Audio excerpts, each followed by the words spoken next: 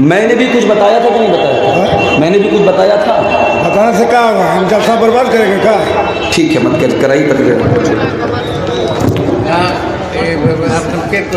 आप जलसा बर्बाद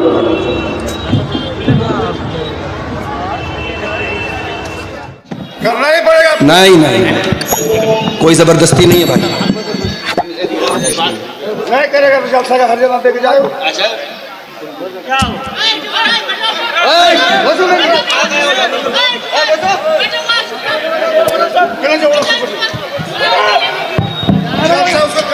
भाई शेख हुसैन साहब को लाया जाए, भाई जल्दी शेख हुसैन साहब को स्टेज पे लाया जाए। देखिए, कहीं ऐसा ना हो कि आइंदा फिर मैं आपके इलाके में आने के बारे में 1000 बार सोचूं। आप आलिम बुलाते हैं, किसी को गुलाम बना के नहीं बुलाते हैं।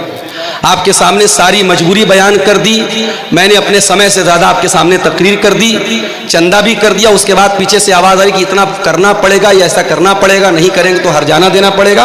मैं किसी का गुलाम नहीं हूँ भाई, मैं किसी का गुलाम नहीं हूँ। अब आप लोग समझ लीजिए आपको क्या करना है। मैंने जलसे में तारीख दी तो किसी के हाथ की नाम की मैंने गुलामी नहीं लिखवाई थी। आपको क्लियर कर देना चाहिए कि आप गुलाम बन के आ रहे हैं।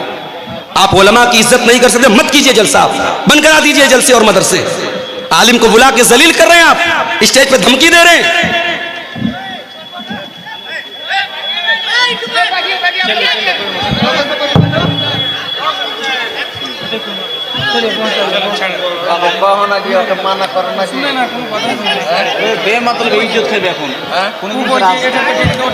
मैं भी कसम खाता हूं कि आइंदा इस इलाके में अब इंशाअल्लाह नहीं आऊंगा। बहुत मुझे आज तकलीफ हुई है, बहुत दर्द हुआ है मुझे। जिस तरीके का लबो लहजा, जिस तरीके की जबान इस्तेमाल हो रही है, आप आलिम को बुला करके डरा रहे हैं, उसको जो है आतंकित कर रहे हैं, उसको दहशत में मुब्तला कर रहे हैं। एक आदमी मुझसे आके कहता है कि संभल के जाइएगा, आपके ऊपर हमला हो सकता है। मतलब आप इसलिए एक मेहमान को बुलाते, आलिम को बुलाते हैं।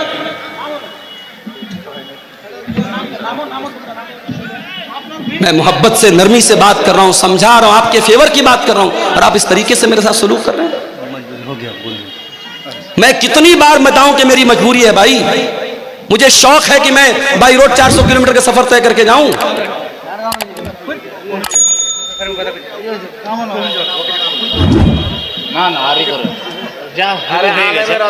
मैं गवर्नमेंट टीचर हूं मदरसे में, वहां सुबह बायोमेट्रिक लगेगी, अंगूठा लगाना है मुझे।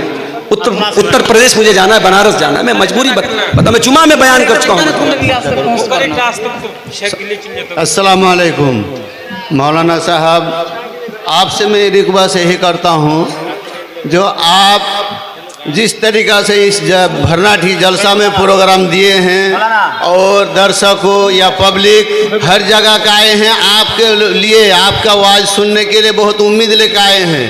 जिस टाइम आपसे आवाज़ सुनने के लिए आपको बैठना चाहिए, उस टाइम में आप उठ के जा रहे हैं। इसके लिए पब्लिक जो है खड़ा परेशान है।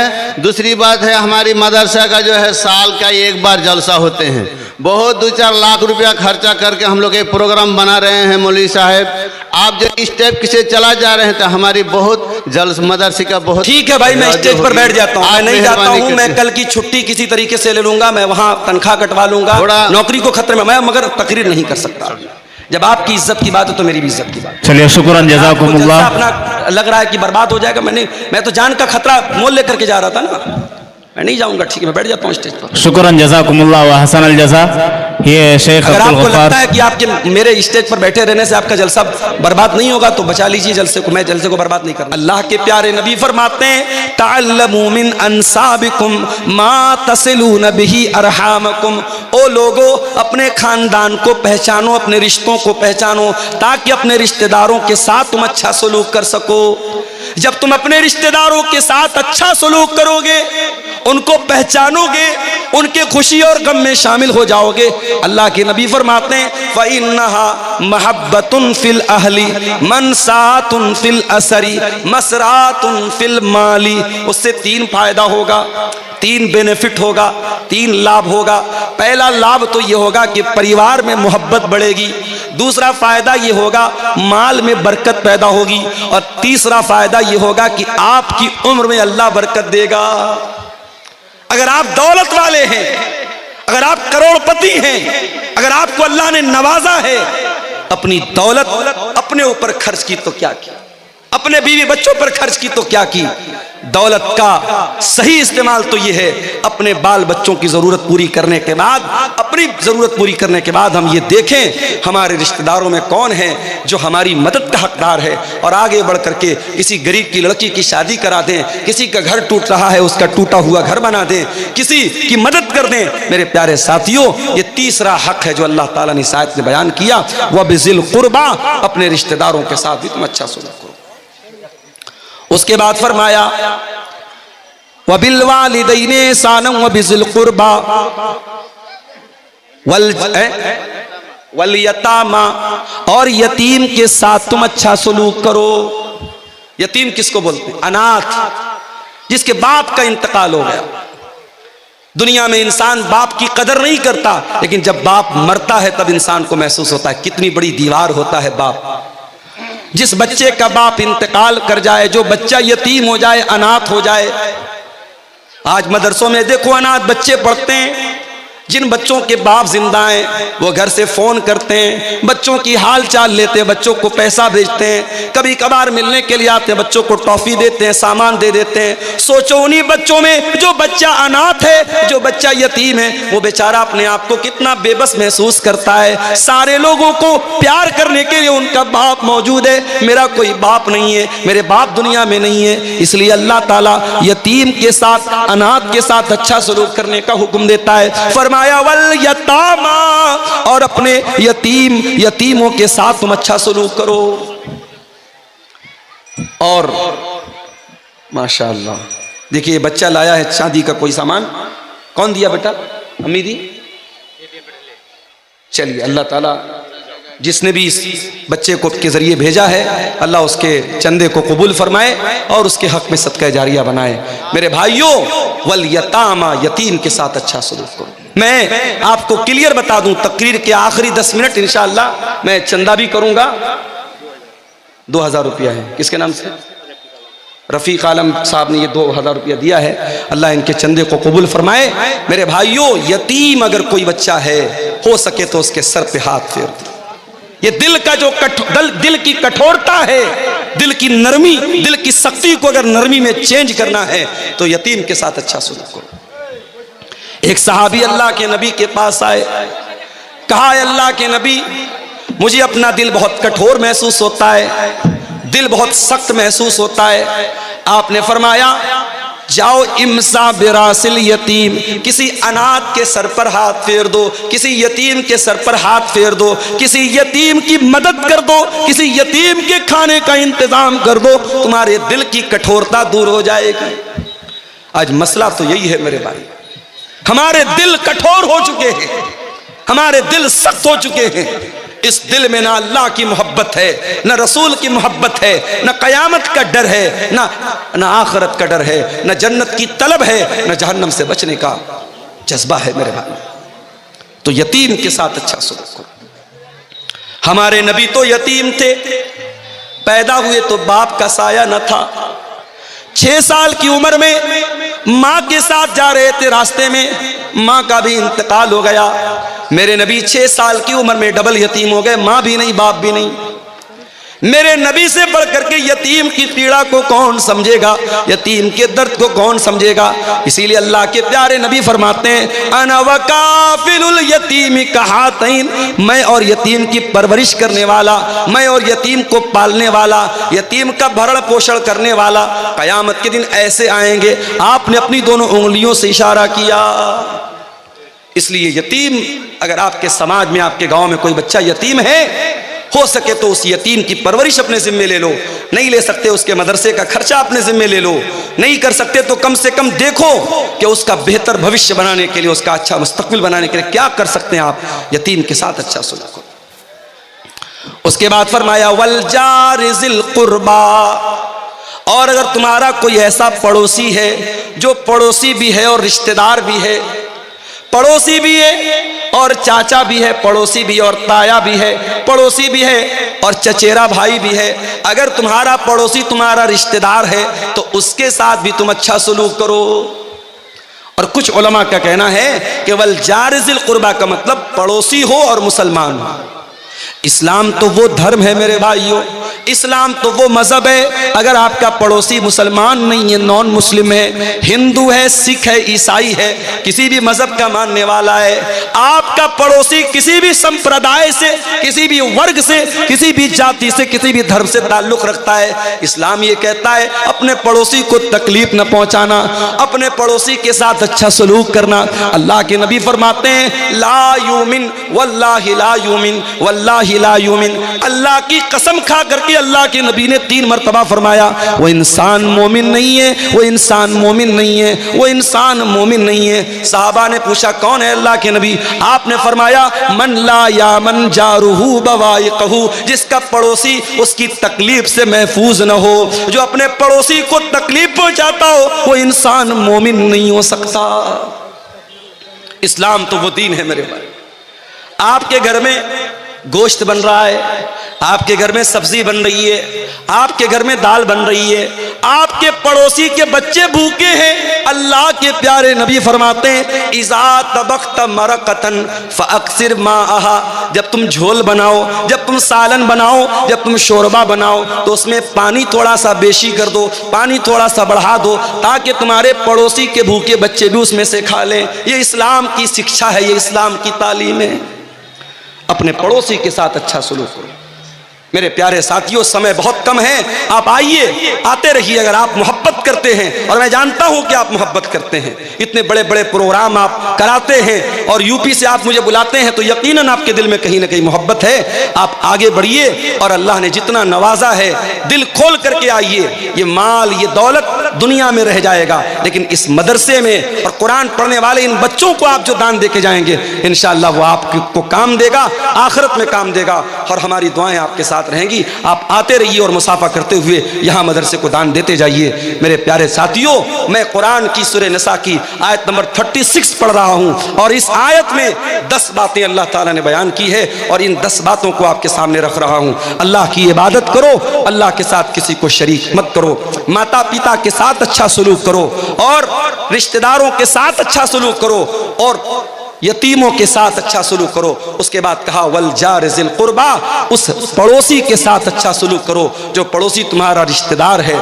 उसके बाद फरमाया वल जारिल जुनुबी, और उस पड़ोसी के साथ भी तुम अच्छा सलूक करो जो पड़ोसी तो है मगर अजनबी है, तुम्हारा रिश्तेदार नहीं है, तुम्हारा रिलेटिव नहीं है, तुम्हारा संबंधी नहीं है। अगर पड़ोसी है किसी दूसरे मजहब का है, उसके साथ भी तुम्हें अच्छा सलूक करते रहना है। उसके बाद फरमाया वस्साहिबी बिल जंबी, और अपनी यात्रा में, अपने सफर में, तुम बस में जा रहे हो, तुम ट्रेन में जा रहे हो, तुम कार में जा रहे हो, तुम्हारे साथ जो सह यात्री है, जो तुम्हारे साथ को पैसेंजर है, जो तुम्हारे साथ सफर कर रहा है, उसके साथ भी तुमको अच्छा सलूक करना है। यहाँ ट्रेन पर हम देखते हैं साहब, ट्रेन के डब्बे के बीचों बीच जाए नमाज बिछा करके नमाज पढ़ने लगते। गलत है ये, इस्लाम की शिक्षा नहीं है ये। किसी दूसरे का आप आना जाना बंद करके, उसका रास्ता बंद करके आप नमाज पढ़ें। किसी ने वीडियो बना के वायरल कर दिया तो 1-2 जगह केस भी हो गया, वो केस ना भी हो तब भी इस्लाम की ये शिक्षा नहीं है मेरे भाई। आप ट्रेन में हैं, अगर आप रिजर्वेशन करा के जा रहे हैं और आप आराम से अपनी सीट पर बैठ करके नमाज पढ़ सकते हैं, अपनी सीट पर बैठ करके नमाज पढ़ लीजिए, कोई मसला नहीं। उलमा का फतवा मौजूद है, ट्रेन की सवारी हमारे अपने कंट्रोल की सवारी नहीं है। कार से जा रहे हैं, कार को रोक सकते हैं, घोड़े से जा रहे हैं, घोड़े को रोक सकते हैं, ऊंट को रोक सकते हैं, ट्रेन तो हमारे रोकने से नहीं रुकेगी। तो ट्रेन पर आप अपनी सीट पर जहां बैठे हैं उसी तरीके से आप नमाज पढ़ लीजिए। अब कोई पूछे मौलवी साहब ट्रेन तो हमारी पूरब की ओर जा रही है और हमें नमाज तो पश्चिम की ओर पढ़ना है, तब कैसे पढ़ेंगे? अगर पॉसिबल है, अगर ट्रेन पर अपनी सीट पर बैठे बैठे आप पश्चिम की तरफ, किबला की तरफ मुंह करके नमाज पढ़ सकते हैं तो कोशिश करके पढ़ लीजिए। और अगर पॉसिबल नहीं है, ऐनमा तुवल्लू फसम्म वजहुल्लाह, ट्रेन में मजबूरी की हालत है, आपको जिधर सहूलत हो उधर मुंह करके नमाज पढ़ लीजिए।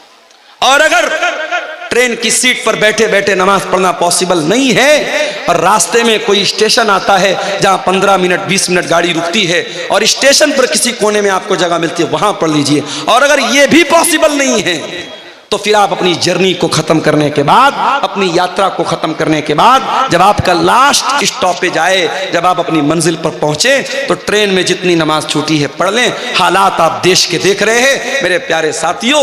इस्लाम ये तालीम नहीं देता है आपकी नमाज से किसी को तकलीफ पहुँचे, आपकी ज़ात से किसी को तकलीफ पहुँचे। फरमाया वस्साहिबि बिल जंबी, अपने सफ़र के साथी के साथ भी अच्छा सलूक करो। वब्नि सबील, और जो मुसाफिर है अपने घर में वो बहुत पैसे वाला है, लेकिन आपके यहां वो सफर में आया था, उसका किसी ने पॉकेट मार दिया, उसका पर्स चोरी हो गया, उसका बैग चोरी हो गया, या कोई आपके घर में मेहमान बन के आया है। फरमाया वब्नि सबील, अपने मेहमान के साथ भी तुम्हें अच्छा सलूक करना है, मेहमान को अच्छा खिलाना है, मेहमान को अच्छी इज्जत देना है। इस्लाम की एक तालीम ये भी है मेरे भाई। हजरत इब्राहीम अलैहिस्सलाम के घर में मेहमान आए। कौन आए? फरिश्ते आए। इब्राहीम अलैहिस्सलाम पहचान नहीं पाए क्योंकि वो इंसान की शक्ल में आए थे, बड़े खूबसूरत खूबसूरत शक्ल में आए थे। हजरत इब्राहीम अलैहिस्सलाम जल्दी से गए और बछड़े का गोश्त बना करके लाए, बछड़े को भून करके लाए और उनके सामने पेश किया।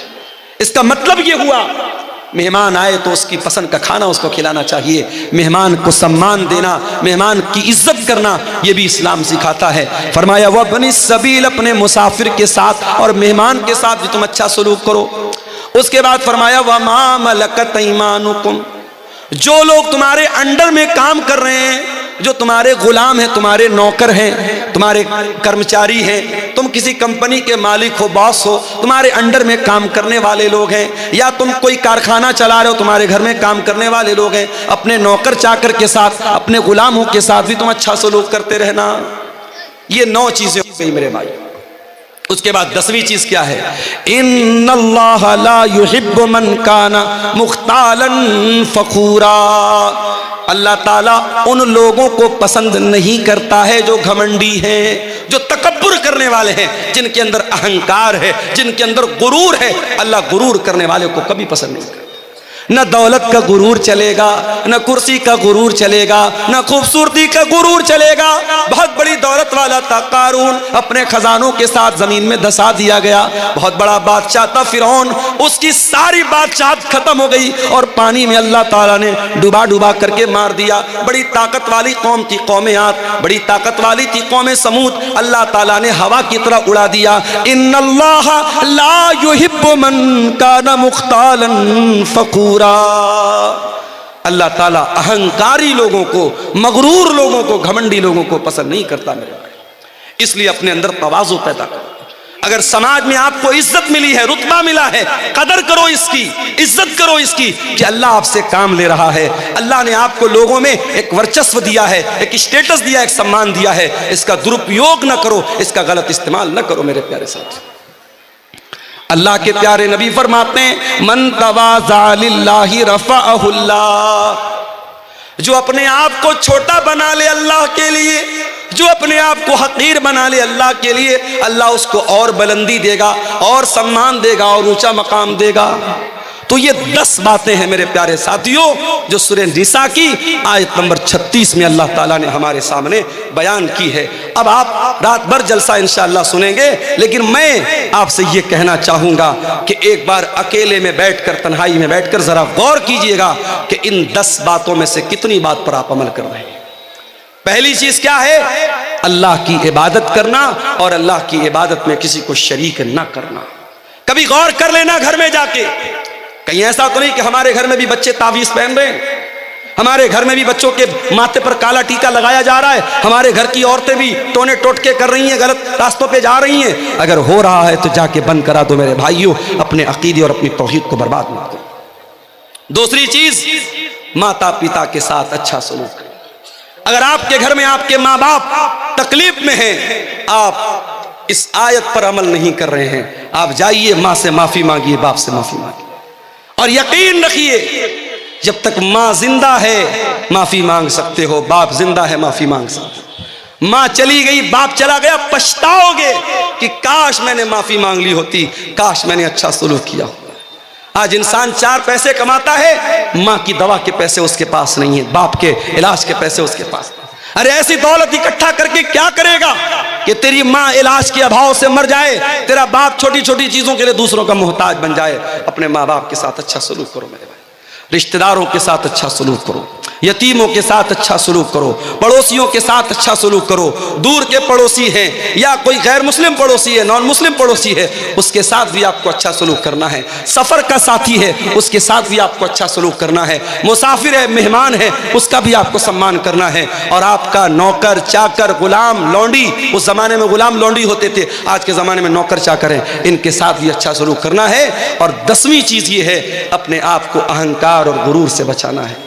मेरे भाइयों, अब आप आइए, मैं चंदे का काम शुरू कर रहा हूं, आप आते जाइए। और जो अल्लाह ताला ने आपको नवाजा है, मैं जानता हूं आप जलसे में आते हैं, तैयारी के साथ आते हैं और दान देने के लिए आते हैं। मेरे हाथ पे आप मुसाफा करते हुए, जो भी आप इस इदारे के लिए, ये बच्चे कुरान का हिफ्ज़ कर रहे हैं यहाँ, और अल्लाह के नबी की हदीस है, खैरुकुम मन तअल्लमल कुरान व अल्लमहू, तुम में सबसे बेहतरीन इंसान वो है जो कुरान को सीखता है, सिखाता है। मेरे अजीज़ों, ये हिफ्ज़ कुरान का मदरसा है। और आप, मैंने देखा कई लोगों ने कुरान भी यहाँ पे मदरसे के बच्चों के लिए दिया है। आप कुरान भी दे सकते हैं, आप रकम भी दे सकते हैं। इन बच्चों के साल भर के तालीम पर और इनके खान पान पर जो खर्च आएगा, उसमें भी आप ताउन कर सकते हैं। आप आगे बढ़िए और इस मदरसे का ताउन मेरे हाथ पे आप करते हुए जाइए। मैं दोनों तरफ से, मैं मेरे भाइयों मजबूरी समझ रहा हूँ, मेरी भी मजबूरी है, जलसे वालों की भी मजबूरी है। हम जानते हैं जलसा चंदे के लिए होता है, इदारे के लिए होता है। कोई भी जलसे वाला ये नहीं चाहेगा इतना बड़ा जलसा और इतना बड़ा पिंडाल लगाने के बाद जो उसका एक टारगेट है जलसे का और मदरसे को जो एक रकम चाहिए, अगर वो रकम ना हो तो ये मकसद फेल हो सकता है। ये हमारे किसी भाई ने 500 रुपया दिया है। आइए आगे बढ़िए, मत बैठे रहिए, उठ करके आइए। मेरे हाथ पे जो भी आप 1000 2000 दे सकते हैं, दे करके आइए। हमारे बाद मौलाना हुसैन अहमद सलफ़ी साहब अररिया के, बहुत बेहतरीन मिष्टी ज़ुबान उनकी है, मिष्टी भाषा है, मंगला ज़ुबान के अच्छे मुक़र्रिर हैं। ये हमारे किसी भाई ने 100 रुपया दिया है। मेरे भाई, मुसाफिर की दुआ है और एक आलिम की दुआ, खतीब की दुआ है। इंशाअल्लाह अल्लाह ताला इस चंदे को कबूल करेगा और आपको अल्लाह ताला आपके दान के बदले इसको आपके लिए सदक़े जारिया बनाएगा। आगे बढ़िए। हाँ, धान हो, मकई हो, भी लिखा सकता है। ये कमेटी के लोग गमछा लेके भी घूम रहे हैं, उनको आप यहाँ तक आ नहीं सकते। अगर आप अपनी जगह बैठे रहना चाहते हैं, देखिए जो भी 100 200 1000 जो भी आप दे सकते हैं, चंदा दीजिए। ये मदरसा के चंदे ही का जलसा है, आपको बताने की ज़रूरत नहीं है। आइए आगे बढ़िए, इंशाअल्लाह ये चंदा, ये दान आपके काम आएगा। आइए मेरे भाइयों, आगे बढ़िए। माँ बहनों से भी गुजारिश करूँगा कि आप भी, आपके अंदर भी बहुत जज्बा होता है, अल्लाह आपको भी बहुत जज्बा देता है। अपने सोने के ज़ेवरात उतारिए और भेजिए यहाँ पे, ये मौका बार बार नहीं मिलता है। अल्लाह ताला इन तमाम चंदा देने वालों के चंदे को कबूल फरमाए। इसके हक में जो बीमार हैं, अल्लाह उनको शिफा अता फरमाए। और जो लोग भी दे रहे हैं ये चंदा, अल्लाह उनकी रोजी रोटी में बरकत अता फरमाए। मेरे भाइयों, हमारे पास वक्त बहुत कम है, 5-10 मिनट का टाइम हमारे पास और है।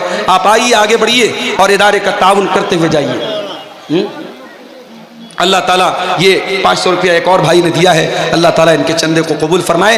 देखिए, मैं आम तौर से चंदा नहीं करता हूँ, लेकिन आपकी मोहब्बत में और आपके इदारे की मोहब्बत में मैं ये चंदा कर रहा हूँ। आप आगे बढ़िए और मेरे हाथ में आप जो भी दे सकते हैं दे करके जाइए, ताकि जलसे की जो असल मकसद और उद्देश्य है वो पूरा हो जाए। मदरसे की उन्नति, मदरसे की तरक्की, इसके लिए हम আসুন আপনারা একটু দানের দিকে হাত বাড়ান। इधर रास्ता छोड़ दो जो आना चाहे। এখনো দুজন বক্তা আছেন, আসুন আপনারা।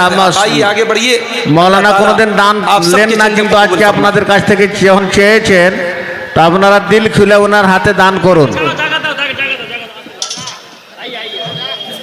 आसन आसन आसन आसन दान दिन। आइए, माशाअल्लाह, अल्लाह ताला कबूल फरमाए। এই প্রজেক্ট এ वाला अल्लाह मगफरत এই यूट्यूबर सब हटाओ, उनका हटाओ, लोगों को आने दो। माशाअल्लाह। देखिए, मैं रास्ता खाली करो, रास्ता खाली करो। मैं कबूल कर रहा हूँ। आप आइए, अपनी कैपेसिटी के हिसाब से जो भी अल्लाह ने आपको नवाजा है, आप यहाँ चंदा दीजिए। अल्लाह आपके दान खैरात को कबूल फरमाए। अस्सलामु अलैकुम वरहमतुल्लाह। महतरम मेरे प्यारे साथियों, आप हजरात मेरे इस चैनल को सब्सक्राइब कीजिए और नए नए बयानात आप सुनने को मिलेगी।